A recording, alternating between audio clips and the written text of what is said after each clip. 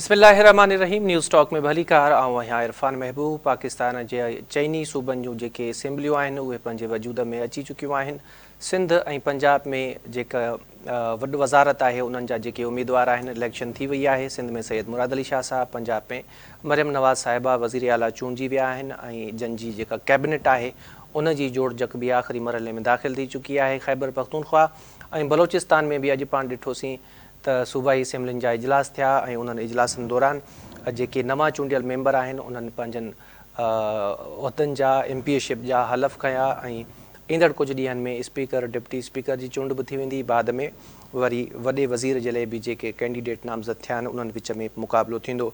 वफ़ाक़ जी पाण ॻाल्हि कयूं त क़ौमी असेंबली जो इजलास सुभाणे सुबुह 10 वॻे तलब कयो वियो आहे ऐं इन जो नोटिफिकेशन बि बाज़ाब्ता तौरु जारी कयो वियो आहे। सिंध असेंबली क़ौमी असेंबली सेक्रेटरीट इन जो नोटिफिकेशन जारी कयो आहे। इन खां पहिरियां क़ौमी असेंबली जे इजलास जे हवाले सां हिकु ॿुॾतर वारी सूरत हाल ई, छाकाणि त निगरान हुकूमत असेंबली जो इजलास हटाइण जे लाइ सदर मुमलिकत आरिफ अलवी साहब खे समरी उमाणी हुई जेका उन रद्द करे छॾी हुई ऐं उन में जेके रीज़न सदर साहब ॼाणाया हुआ त सुन्नी इतिहाद काउंसिल खे मख़सूस सीटूं न मिलियूं आहिनि।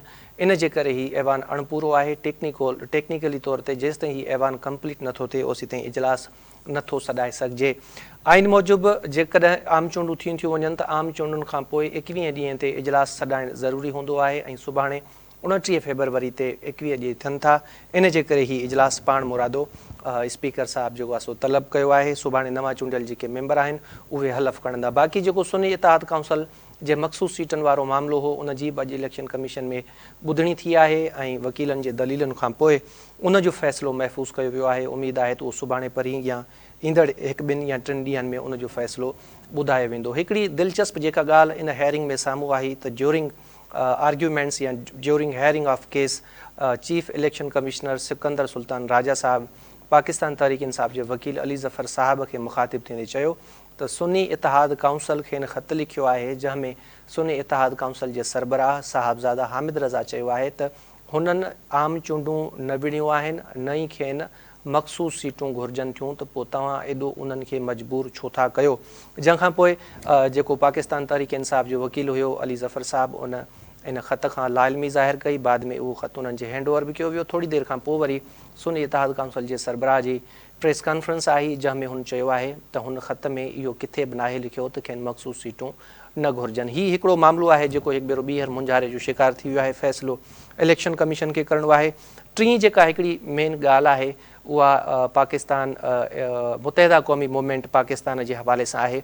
अॻु में पाण ॾिठोसीं त ऑडियो लीक्स जो जेको सिलसिलो शुरू थियो हो मुख़्तलिफ़ ब्यूरोक्रेट्स ऐं जजिस खां थींदो, हाणे सियासतदाननि में बि उहो सिलसिलो शुरू थी वियो आहे। अॻु में मुस्तफ़ा कमाल साहब जी ऑडियो लीक थी जंहिंमें हू जाली मैंडेट जो ज़िक्र कनि था ऐं अॼु वरी सिंध जे गवर्नर जंहिंजो तालुक़ु MQM पाकिस्तान सां आहे कामरान टिसोरी साहब उन जी ऑडियो लीक थी आहे जंहिंमें हू चवे थो त खेनि जेको मैंडेट मिलियो आहे उहो जाली आहे ऐं जेकॾहिं हूअ हुकूमत जो हिसो थियनि था त खेनि हिकिड़ी वज़ारत मिले थी, गवर्नरशिप बि खेनि नथी ॾिनी वञे ऐं अहिड़ी सूरत हाल में जेकॾहिं हू हुकूमत जो हिसो थींदा त संदन हशर अञा बि वधीक ख़राबु थींदो। ॿियूं कहिड़ियूं कहिड़ियूं ॻाल्हियूं कयूं आहिनि गवर्नर साहब पंहिंजी मुबैना ऑडियो लीक में, इहो तव्हां ॿुधी वठो, उन खां पोइ वरी इन ते पाण ॻाल्हि ॿोल जारी रखंदासीं। जो कुछ भी आज मैंडेट के साथ हशर हुआ है और कोई कह रहा है फेक है, कोई कह रहा है कि दिया हुआ है, तो उसकी वजह भी आप ही लोग हैं, क्योंकि हम तो PTI के साथ हुकूमत में बैठे हुए थे। आप दोनों लोग अपोजिशन में थे, पीपल्स पार्टी और नून नहीं, बल्कि आप लोग जेलों में जाने वाले थे। ये तो हमने आगे आगे 7 वोट आपको दिए और उस 7 वोट देने की वजह से जो हमारा वोट बैंक था वो नाराज भी हुआ और इस बार वो हमें उसने वोट भी नहीं दिया, क्योंकि उसने तो वो उन हालात में भी जब आपने जबरदस्ती सीटें PTI को दिलाई थी उस वक्त भी जो 7 सीटें हमें मिली थी वो हमारा अपना मैंडेट था। तो ये बात भी उनको हमने एहसास दिलाया कि भाई आप उस 1.5 साल को भी देखें कि हम आपके साथ चले और उसका सारा बेनिफिट आप दोनों पार्टियों को होगा। एक वजीर आजम बना लिया, एक ने फॉरेन मिनिस्टर बना लिया और उस वक्त भी आपका रवैया 140A को लेके, डिलिमिटेशन को लेके या उस एग्रीमेंट को लेके जिसपे सबने साइन किए थे, शहबाज शरीफ साहब समेत जरदारी साहब ने, बिलावल ने, लेकिन उस पर मनोमन जो है अमल दरामद नहीं हुआ। और आज अगर हम अपना सीटें लेकर आए हैं اور اس پر ہمارے لیے پیپلز پارٹی اگر آپ کو یہ سب باتیں کر رہی ہے، ڈکٹیٹ کر رہی ہے، اور اگر آپ ہمارے ہاتھ باندھ کے اس کے سامنے ہی ڈال دیتے تو یہ مناسب چیز نہیں ہے. اور بات یہ ہے کہ اگر ہمیں مینڈیٹ ملا ہی ہے جس طرح اوروں کو ملا ہے، ہم نے یہ بھی سنا دیا کہ اگر ہمارا 100% والا ہے تو لوگ یہ بھی کہہ رہے ہیں کہ ایسی بھی پارٹیز موجود ہیں، انہیں کی طرف ہمارا اشارہ تھا کہ ان کا 200% جاری ہے، یعنی جن کو رات میں اور دن میں ملا کے بھی نہیں ملا، دوسرے دن ملا ہے، تیسرے دن جا کے وہ 200% والے. تو یہ بات بھی ہم نے بڑی کلیئرلی ان کو سمجھا دی. اب فیصلہ ظاہر رابطہ کمیٹی نے، خالد بھائی نے، ہم سب نے مل کے کرنا ہے کہ ہم کس حد تک ان کے پریشر میں آتے ہیں. پریشر ان کا صرف ایک ہے، وہ یہ کہ ظاہر دونوں پارٹیاں آپس میں ملی ہیں، ان کے نمبر پورے ہو گئے اور ان کو انہوں نے صدر پاکستان کا عہدہ دے دیا ہے، چیئرمین سینٹ دے دیا ہے، 2 گورنر دے دیے ہیں. لیکن اس کے باوجود پی ٹی آئی ان کو یہ پیپلز پارٹی ان کو یہ پریشر کر رہی ہے کہ جو سندھ کی گورنرشپ ہے وہ ان کے کو نہ ہو، اور اگر ہو بھی تو وہ نام ہو جو وہ ان میں ڈال رہے ہیں. اور ایک نام انہوں نے خالد بھائی کو دیا بھی ہے، خالد بھائی چاہیں تو بتا دیں. لیکن میرا یہ ماننا ہے کہ چاہے گورنرشپ ہو، اس کا فیصلہ انکم پاکستان میں، اس کی رابطہ کمیٹی ہے، ان کے ڈکٹیشن پہ نام نہیں ہوگا. اسی طرح سے جیسے مصطفیٰ بھائی نے کہا کہ اگر ہم آج بھی اتنا بڑا رسک لے رہے ہیں کہ ہم جا کے اس حکومت کا حصہ بننے جا رہے ہیں جس کو پورے سالوں سال گالیاں ہی پڑ رہی ہیں، اور اس کا سلسلہ شروع بھی ہو چکا ہے جو حنیف عباسی صاحب کے ساتھ اور خواجہ صاحب کے ساتھ ہوئے. لیکن اگر ہم ساتھ دیں بھی، اور وہ گناہ بے لذت والی بات ہے کہ کچھ ملے بھی نہیں، وزارتوں میں بھی سائنس اینڈ ٹیکنالوجی ملے، گورنرشپ بھی وہ اپنی کروا لیں، اور ہم حکومت کا حصہ بھی ہوں، ووٹ بھی دیں، تو پھر ہمارا حشر اور برا ہونے والا ہے. جی گورنر صاحب جی مبینہ آڈیو لیک تاں ॿुधी आहे. अञा गवर्नर तरफ़ां इन जी तस्दीक या तरदीद न कई वई आहे. अलबत्ता MQM जे मुख़्तलिफ़ अॻवाननि जूं जेके बयान आहिनि उहे जारी आहिनि. असां कोशिशि कई त MQM जो जेको अॻवान आहे, जेको हाणे सिंध जो गवर्नर आहे कामरान टुसरी साहिबु, त उन सां राब्तो कयूं ऐं उन्हनि खां तस्दीक या तरदीद कयूं, पर उन सां असांजो राब्तो न थी सघियो आहे. इन मामले ते ई असां तस्दीक या तरदीद ऐं ॿिया जेके मामला आहिनि उहे डिस्कस कंदासीं. पाकिस्तान मुतहिदा क़ौमी मूवमेंट जो सरगर्म अॻवान आहे अशफाक मंगी साहिबु, उन्हनि असांखे जॉइन कयो आहे. अशफाक साहिबु तव्हांजी वॾी महिरबानी, तव्हां असांखे वक़्तु ॾिनो. सुबुह खां तव्हांखे यकीनन इल्मु हूंदो इन ॻाल्हि जो त हिकिड़ी ऑडियो लीक थी आहे जेको ॿुधाए पियो वञे त गवर्नर कामरान टिसोरी साहिब जी आहे, ऐं उन में जेके ॻाल्हियूं थियूं आहिनि उहे बि ज़रूरु तव्हांजे इल्म में हूंदो. सभ खां पहिरियां त इन जी तव्हां तस्दीक करणु चाहींदव या तरदीद करणु चाहींदव? आदा मां ॿई शयूं कंदुसि. ॻाल्हि इहा आहे त तस्दीक हिन ॻाल्हि जी कंदुसि त जहिड़े तरीक़े सां जेको सोशल मीडिया ते वायरल थी आहे ईअं बिल्कुलु बि न आहे. इनखे जेको सो मुख़्तलिफ़ हवालनि सां जेको आहे सो हुनखे ॻंढियो वियो आहे. अहिड़ी का बि सूरत हाल न आहे. तरदीद सैयद मुस्तफ़ा कमाल साहिबु जेको असांजी पार्टी जो सीनियर डिप्टी कन्वीनर आहे उहो करे चुको आहे, ऐं अहिड़ी का बि सूरत हाल न आहे. ज़ाहिरी आहे मां राब्ता कमेटी जो मेंबर आहियां, मां हुन मीटिंग में मौजूदु हुयुसि.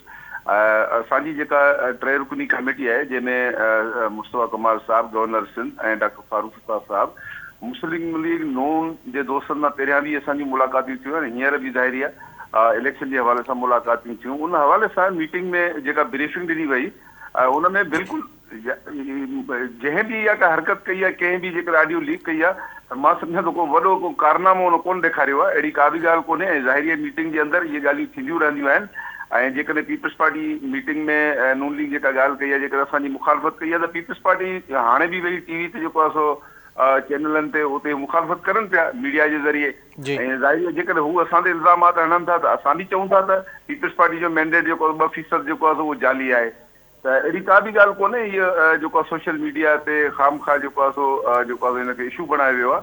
बाक़ी अहिड़ी का बि सूरत हाल न आहे. ऐं MQM वॾी कामयाबी हासिलु कई आहे कराची ऐं हैदराबाद मां, बल्कि कुझु जॻहनि ते असां सां बि दाख़िल थी आहे जेके असांखे बि शिकायतूं आहिनि. पर हाणे मुल्क जी जेका सूरत हाल आहे, सियासी सूरत हाल, इनखे अॻिते करे ऐं जेको आवाम जी ख़िदमत थियणु खपे. हिन वक़्तु सिंध, मां सिंध जे हवाले सां ॻाल्हाईंदुमि, सिंध तमामु घणो पोइते आहे. ऐं असां जेको आहे सो सिंध असेंबली में बि ज़ाहिरी असां अपोज़िशन जो किरदारु जेको अदा कंदासीं. असां पीपल्स पार्टी जेकॾहिं उते सुठो कमु कंदी सिंध में त असां हुननि जी हिमायत कंदासीं. जेकॾहिं कमु सही न कंदा त यकीनन असां हुननि जी मुखालफ़त कंदासीं. बहरहाल हिन वक़्तु जेको आहे सो घणनि शयुनि खे जेको आहे सो विसारे करे अवामी इशूज़ ते जेको आहे सो अॻिते वधणु खपे. ते खोड़ सारा इशू आहिनि. अॼु ॾिसो सिंध में पीअण जी पाणी जी सूरत हाल तमामु घणी ख़राबु आहे, महांगाई तमामु घणी थी चुकी आहे। उन खां अलावा तव्हां हॉस्पिटल जे विज़िट ते वञो त माण्हुनि खे दवा कोन पई मिले, ऐं जेको आहे सो एजुकेशन जेको आहे सो उनजी सूरत हाल तबाह थी चुकी आहे, ऐं रोड रस्ता सभु हिन वक़्तु तमामु घणो जेको आहे असांखे कमु करण जी ज़रूरत आहे। ऐं मां सम्झां थो त जहिड़े तरीक़े सां ही असांजो मुल्क नाज़ुक सूरत हाल मां गुज़री रहियो आहे, तमामु सियासतदाननि खे मां इहा अपील कंदुसि त हिकु प्लेटफॉर्म ते गॾु थी करे मुल्क जे लाइ सोचनि। जेकॾहिं मुल्क हूंदो त हीअ सियासत बि हूंदी, सियासतदान बि हूंदा। अच्छा सर, वफ़ाक़ में शमूलियत जे लाइ MQM पाकिस्तान को फ़ैसिलो कयो आहे? अदा ॾिसो, शहबाज शरीफ़ साहब जॾहिं तव्हांखे ख़बर आहे त इलेक्शन खां पहिरियां बाज़राबाद में जॾहिं असां सां मुलाक़ात कई, उते यकीनन हू ख़ैर सगाली जो पैगाम खणी आयो हुयो, ऐं उन टाइम ते ई असां शहबाज शरीफ़ ते यकीन ॾियारायोसीं त असां तव्हां सां गॾु आहियूं। ऐं बिल्कुलु अॼु बि तव्हां जेकॾहिं मुस्लिम लीग नून जी स्टेटमेंट ज़ाहिरी जेको आहे शहबाज शरीफ़ साहब अॼु ॾिनी आहे, उन में हुन क्लियर चयो आहे त मुतहिदा क़ौमी मूवमेंट असांजो हिसो आहे, ऐं असां बि उन्हनि खे पहिरियां यकीन ॾियारायोसीं असां तव्हां सां गॾु आहियूं, ऐं यकीन असां गवर्नमेंट जो हिसो थींदासीं। अच्छा, घणी केतिरनि वज़ारतुनि जी आछ थी आहे साईं MQM खे? हा ॾिसो, असांजी मुल्क जी हिन वक़्तु चोथों नंबर पार्टी ऐं सिंध जी ॿियों नंबर वॾी पार्टी आहे। असांजो हिन वक़्तु जेको आहे सो क़ौमी असेंबली में 17 सीटूं, बल्कि जेका रिज़र्व मिलाए करे ऐं असांजूं तमामु घणी सीटूं आहिनि, 26 सीटूं आहिनि, त असां इंशाअल्लाह ताला जेके बि सीटूं मिलंदियूं सभिनि खे ख़बर हूंदी। बहरहाल अञा फ़िलहाल जेको आहे सो मिनिस्टरनि जी का अहिड़ी ॻाल्हि कोन थी आहे।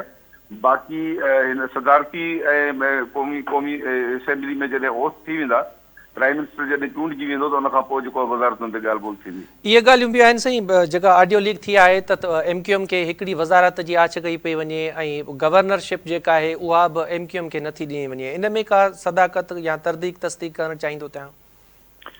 अदा ॻाल्हि इहा आहे त जॾहिं नून लीग इहा ॻाल्हि कई त पीपल्स पार्टी चवे थी त MQM खे जेको आहे गवर्नरशिप न ॾिनी वेंदी, ज़ाहिरी उहे असांजा मुखालफ़त आहिनि, उहे मुखालफ़त कंदा, ऐं इन सां को फ़र्क़ु कोन थो पवे।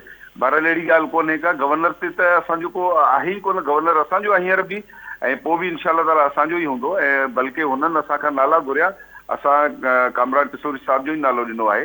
इंशाअल्लाह कामरान टिसोरी साहिब ई गवर्नर हूंदो, ऐं जेको आहे सो जेके वज़ारतूं यकीनन असां गवर्नमेंट में वेंदासीं त वज़ारतूं मिलंदियूं, बिल्कुलु वठंदासीं।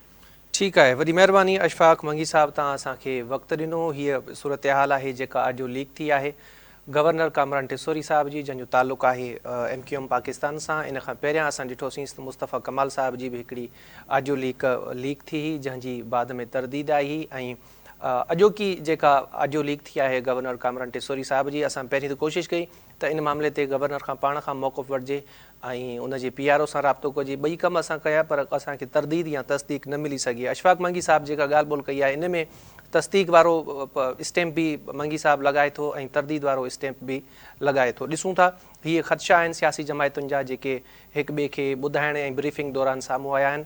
मुस्तक़बिल में छा थो थिए इहो 1-2 ॾींहंनि में क्लियर थी वेंदो। हिते ब्रेक वठूं था, ब्रेक खां पोइ ॿीहर तव्हांजी ख़िदमत में हाज़िर थींदासीं ऐं पाकिस्तान पीपल्स पार्टी जेका नुमाइंदे सां ॻाल्हाइण जी कोशिशि कंदासीं त उनजो इन मामले ते छा रद्द अमल आहे। ब्रेक वठूं था, ब्रेक खां पोइ ॿीहर हाज़िर थियूं था।